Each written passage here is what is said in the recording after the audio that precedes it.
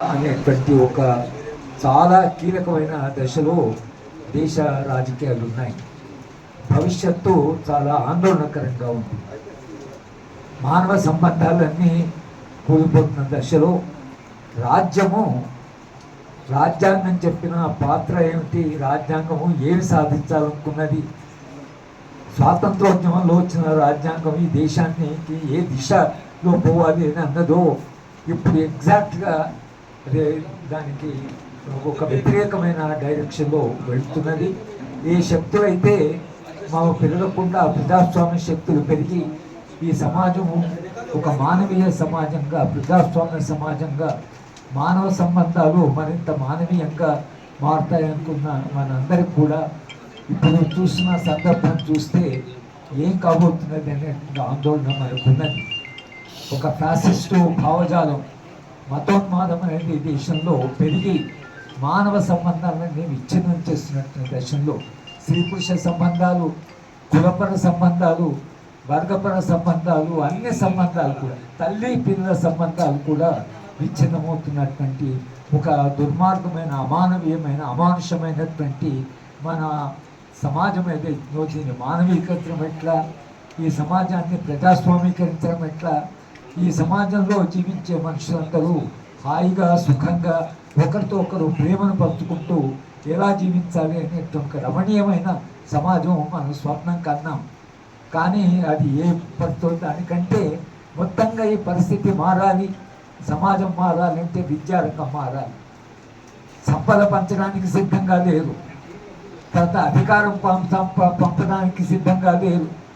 కనీసం జ్ఞానాన్ని అయినా అందరికి పంచాలి కదా. విద్య అందరికీ నాణ్యమైన విద్య అందుబాటులో ఉండాలి కదా. విద్య పిల్లలందరికీ సమానమైన విద్య ఇస్తే సమాజము మార్పు ఏదైతుందో అది నిజానికి విద్య ద్వారానే సాధ్యమవుతుంది. కనుక విద్యా పరిరక్షణ కమిటీలో PDSU విద్యార్థి సంఘం ఒక సభ్యులు. మేము గత 40 ఏళ్ళుగా విద్యారంగం కొరకని అందరికీ సమానమైన విద్య కొరకు పోరాటం చేస్తున్నాం. ఎంత పోరాటం చేసినా ప్రైవేట్ శక్తులు బాగా బలం పొందుకున్నాయి. రాజ్యం కూడా అటువైపే ఉంది. వాళ్ళ విద్యారంగం మీద మతం పర దాడులు, రాజ్యం చేస్తున్న దాడులు, మార్కెట్ చేస్తున్న దాడులు, ఈ 3 రకాల దాడులు విద్యారంగం మీద జరుగుతున్నాయి. వీటిని తట్టుకొని మనందరం కూడా ఒక సమిష్టిగా, సంఘటితంగా మనం పోరాటం చేయవలసిన అవసరం ఉంది. విద్యను మార్కెట్ నుంచి, మతాన్ని నుంచి, అలాగే రాజ్యాల నుంచి కూడా, రాజ్యమే ఈ పాత్ర నిర్వహించాలి. విద్యారంగం అందరికీ విద్య వచ్చేట్టుగా ఎంత ప్రయత్నం చేసినా, ఎంత ఉద్యమాలు చేసినా, ఎంత ఒత్తిడి పెట్టినా ప్రైవేట్ రంగం ఎంత బలపడిందో మనము అంత బలమైనటువంటి ఉద్యమాన్ని నిర్వహించలేకపోతున్నాం. కనుక చాలామంది అమ్మాయిలు కూడా ఉన్నారు.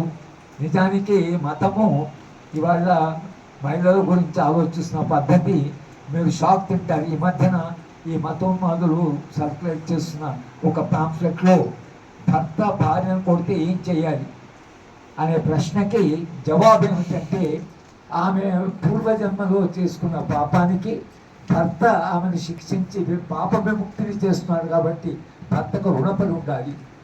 అంటే భర్త పొట్టాలి, కొట్టిన ఆమెను పాప విముక్తిని చేయాలని 21వ శతాబ్దంలో అంటున్నానంటే అమ్మాయిలు మీరు ఆలోచించండి ఏ దిశగా మనం పోతున్నాం. ఇది మారాలి. ఇది మారాలంటే విద్యార్థి రంగము, విద్యార్థి లోకము మీరందరూ కూడా చాలా గట్టిగా, చాలా శ్రమ చేయవలసిన పని ఉంది. ఆ పని చేయాలని ఈ సందర్భం ఏదైతుందో ఈ రాష్ట్ర ఉత్సవాలు ఎత్తి జరగబోతున్న సదస్సు అది దానికి స్ఫూర్తిదాయకంగా ఉంటుందని మేమందరం ఆశిస్తున్నాం.